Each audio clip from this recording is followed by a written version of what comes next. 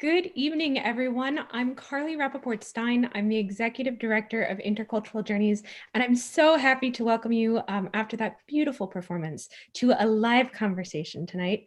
In the room with me is IJ's fantastic artistic director, Marla Burkholder, IJ's amazing program and communications manager, Nia Benjamin, even though her video and audio are off, so you can't see her. And with us, amazing program and communications manager, Nia Benjamin, even though her video and audio are up. And sorry about that feedback, folks. And then the absolutely incomparable Elba Hevia y Vaca herself is here live, ready to answer all of your questions. Before we get going, though, I just want to say one more quick thank you to our production team, Stephanie Malson, our videographer, Danielle Lewis, our audio technician, and our own Nia Benjamin, who played beautiful filmmaker in this one. So you had such wonderful questions in the chat, and I am going to take turns with Marla asking all of these questions to Elba, and please feel free to continue asking questions of us as we continue onward. So the first question is from Victoria McManus, and she asks, do flamenco shoes have special soles? Yes, they do. Welcome anyways. Thank you so much for being here, everyone. That's a very good question. Flamenco shoes are not like tap shoes, but they do have very special soles. We have what we have in the planta area, the ball area. You have a very thick rubbery section. And then at the very end, you have small little tiny nails, but they're embedded inside the shoe. And also in the heel, you have nails embedded inside the shoe. So you have a combination of nail sound and also the rubber thick sound that gives us all that hopefully good sound. So wonderful. Okay, so a question from Nancy about aging in flamenco dance. And actually she hit this on the head. I have this question as well, but she's asking about aging in flamenco versus other types of dance. She says some things are lost, of course, but much is also gained, or so it seems to me. I mean, I have to say, when I first watched this and heard you say, oh, that's getting harder for me at age 60, I was just stunned because, first of all, it's incredible work, but also I have many dancer friends who have had to give up dancing at 40 or even earlier. And so to me, I think like your ability to sustain your flamenco work to 60 is astonishing. So tell us about about aging in flamenco dance. It's an interesting journey, aging alone, but I think flamenco has a very unique voice here, because you will see many wonderful artists dance till 80s, 70s. So what you're saying, what do we gain? Nancy, welcome. Thank you for joining us. That's a great, what we gain, I think, as you get older, you gain confidence. You gain confidence in yourself. So there's less, you know, there's less to show off, more to say. And you become, I think, more of a minimalist. So, and it's more about finding the emotion inside you rather than doing all the fancy work. Yes, you have a lot longevity in flamenco in terms of aging, because technically the older you are, the more you feel, the more connected supposedly you get. So there's that wonderful thing that can happen. And you'll see many wonderful, brilliant artists that are dancing for forever. And it's just a joy to see, you know, what they've developed as they've gone through. But it's not fun. It isn't fun. It isn't fun not being able to do, you know, the kind of rigor that you're used to. It's just, but as in life, it's just another, you savor this other part of it. But wonderful question, Nancy. Gracias for coming. Indeed. And I actually have a great follow-up on that from Deborah. She asks, how are your knees doing? Any tips? Well, actually, if the posture, I mean, you have to understand the posture of flamenco is very specific and it's very, very organic. Yeah, it's not like ballet. I mean, we are always, our knees are slightly bent, and we're very specific. So if we're in good posture, my knees are great.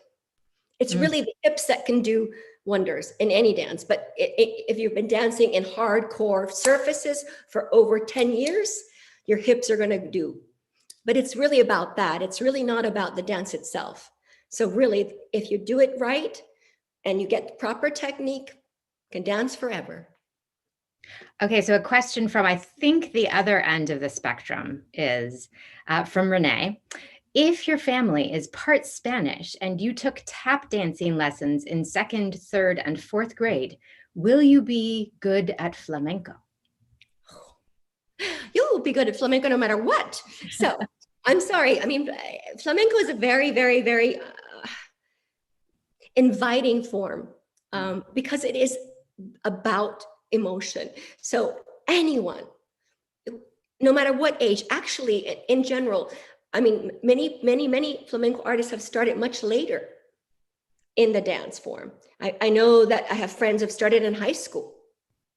Yeah, of course, they've dove in and went to Spain and lived and breathed flamenco for, intensely. But so there, I don't think there's an age limit. You can dance and start whenever you want. I encourage you. So please, 2nd, 3rd, 4th, you tap, anything goes. Come join flamenco. That's wonderful. And, following up on that, Jonathan asked us, what is the conversation like between Andalusian flamenco and Bolivian indigenous dance? There is no conversation. There is no conversation. I'm just beginning that conversation at the moment. Fortunately, there's a wonderful growing community of flamenco in Bolivia. And I've gone to have done the workshops, have met a lot of wonderful artists. It's beginning to grow heavily, but it's not at all intertwined with our culture. So I'm wearing my hat and my flamenco shawl. It is me. I'm that. I'm just starting that dialogue. I probably the next work that I will have this type of dialogue. This is what I'm interested at the moment. Good question, Jonathan. And I think in a similar vein, in a way, from Lynn, what can non-native Spaniards bring to flamenco? I saw that question, Lynn. That's a great question. Well, as you know, flamenco is popular around the world. It speaks to everyone because it's about angst. It's about joy. It's about life. So if you go to Japan, there are more tablaos there than are in Madrid, in Tokyo, for real. So you have to understand that flamenco yes, the Romani culture, the Spanish, everything happens there, but the world around it has embraced it. And now it's living in communities and breathing and living on its own. So we're taking ownership of flamenco, more than saying, I'm a flamenco artist that is not from Spain. I'm a flamenco artist from Bolivia. Does that make sense? Yes. That's the dialogue that I feel that's going on. So in thinking about kind of the nexus between where your work lives in terms of the relationship to traditional flamenco, can you say a little bit about how choreography works in your work versus in traditional flamenco? Does it start from an emotion? Does it start from a story? What's the kind of jumping off point for you? It usually is based on a particular story or something that I've been sort of investigating on my own. And then I see where flamenco fits into this. And I don't really have a structure in my work anymore. So in traditional flamenco, I think I mentioned it, each different rhythm family has a very specific structure. You have a salida, where the singer comes out, then the salida for the dancer, then the falseta for the guitars. We all have a very particular structure. Yeah. we can deviate from that structure, but basically we have a structure. So that's traditional flamenco. So artists like myself and the other contemporary, we're just using the language of flamenco and making it our own. So I'm grabbing the flamenco language and then putting it here and putting it there, not necessarily making it in, to what I did in the Bolivianita. I grabbed pieces, rhythms, so I'm not in tandem with a guitarist or a singer. I'm by myself. The rhythms are inside me. I'm lengthening, stretching the rhythms. I'm going from one rhythm to another. I'm jumping around. I'm really in my own space. And that's not the case in flamenco. We're all in one unit when we're dancing flamenco. I don't know if that makes any sense. Yeah, absolutely. Absolutely. Totally. And our next question comes both in a dual language. Jenny asked, please forgive my Spanish, ¿Piensas hacer simbiosis entre cultura andina y flamenco? And the translation is, are you thinking of making symbiosis between Andean culture and flamenco? And please correct my translation if that's not quite right. Hola, primita querida. That's my cousin from La Paz, Bolivia. Hola, Jenicita. Gracias por venir, amor. She speaks English, I will speak English. Yes, I am planning, I have been diving into Andean music, autóctonos, without the Spanish. And I'm trying to see where, because I'm both. I'm flamenco, I am indigenous. I don't know that indigenous part of me yet. I'm just in that investigation process at the moment, and we'll see what happens. Pero that's where I'm at, investigating Andean music at the moment. Wonderful. So a question from Lisa. I feel like you hinted at this, and we'd like to hear a little bit more. How have you been able to practice or not during the pandemic and quarantine, and will you be able to dance in 2021? I am so fortunate. So here I am in my studio in the back of my house. I have a studio in the back of my house. So I am fortunate that I can come here and spend many hours pretending that nothing exists outside. So I have been grateful and thankful to have my studio, and I come in here and spend many hours listening and dancing and trying to pretend nothing's happening out there. So I'm very grateful I have a studio here. And I don't know what's going to happen 2021. It's hard to plan for projects that involve the collaborators I would like to collaborate with. Right, of course. Oh, that's just, it's difficult. I know we're planning, we've been in Philadelphia for 20 years. We had all these wonderful celebrations that were going to happen. So I'm hoping that we'll continue to, we'll have that in 2021 of September. So fortunately, we have some sanity in our world. So it's a little, we can plan a little bit more. So I feel hopeful about what's going to happen. Wonderful. And I had to think while you were talking about the emotions in the emotions section that you brave those dark emotions. So it feels in a way sort of really potent for this time when all of us as a corporate human group are feeling such sadness and distance and all of these things, to know that you have an art form that doesn't ignore that, but says, I do this in the midst of that, is really wonderful. Yeah, that's why I call us peaceful warriors. We go into that warrior place. I'm just going to look at that dark shadow of myself. I'm going to dig in. I may cry through my performance, but hey, yeah, grateful to have it. Been very grateful. It's helped me get through so much in my life. Yeah. And definitely now. Yeah. And You know, Elba, one of the things I love about watching you perform is that emotion that's so close to the surface. It really just connects with me so deeply. Um, and I can't wait to celebrate with you when you do finally have your 20-year anniversary. It's going to be great. We don't mind if it's 20 plus one. That's it.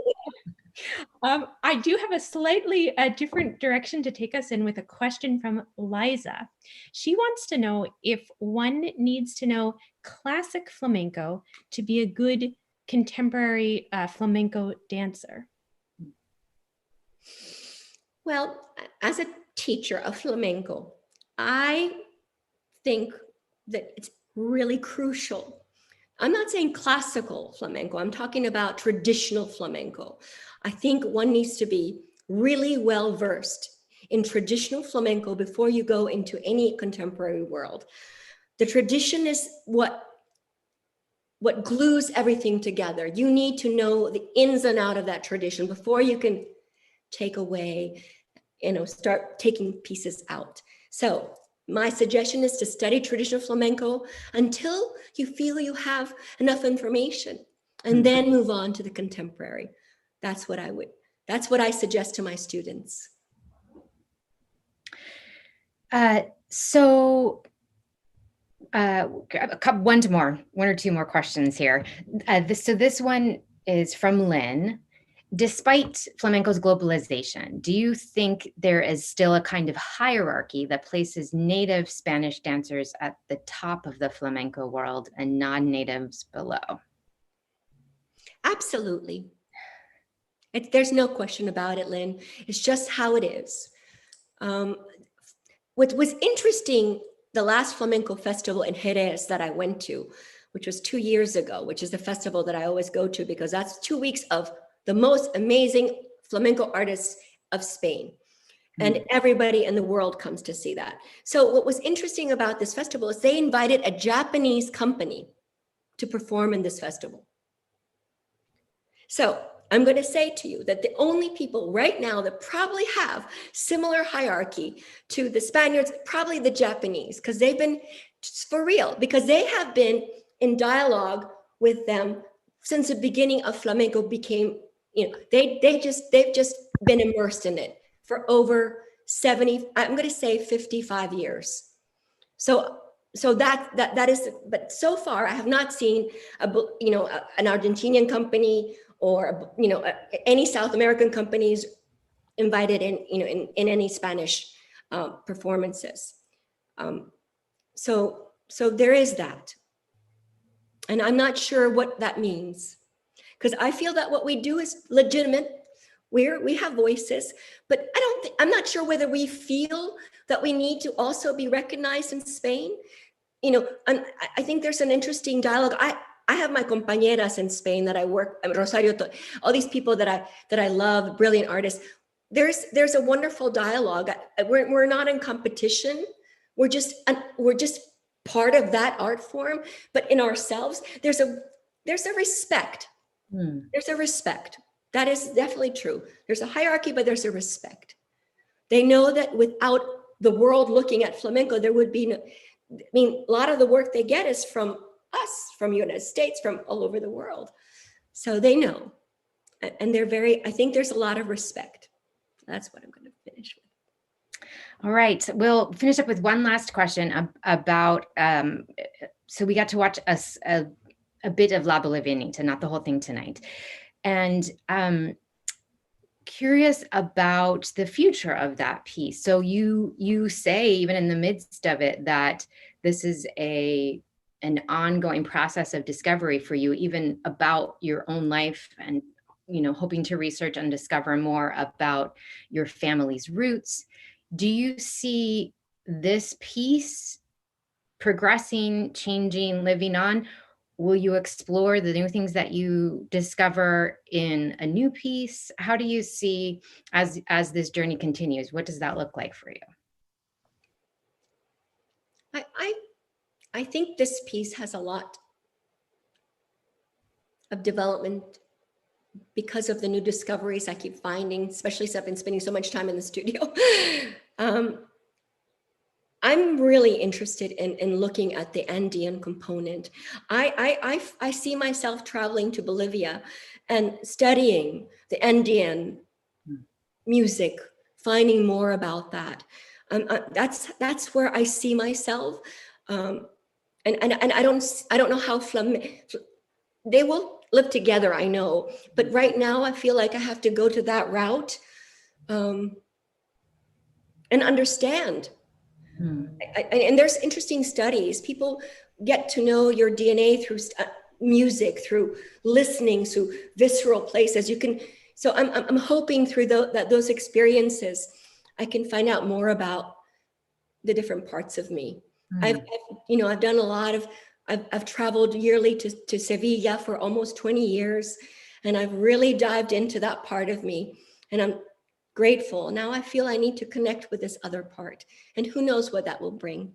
I'm hoping something fun.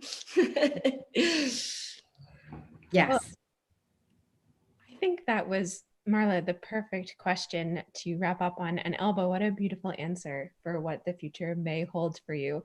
I know we'll all be watching to see. I want to say thank you once more to Elba for her incredible work and just sharing her work and her heart with us, to Marla and to Nia for their amazing work putting this together and navigating all of the technology. And again, to our production team of Stephanie Malson, Danielle Lewis, and Nia once more. And finally, to all of you. Thank you so much for watching tonight. We're so glad to be here with you. If you love what you saw, please take a moment, find us on Facebook, find us on the web, and find our donation link to help keep all of this art going. Thank you so much, everyone. Have a wonderful rest of your evening. We'll see you next month with Susan Hoffman Watts. Bye now. Gracias. Thank you. Thank you. Hasta pronto.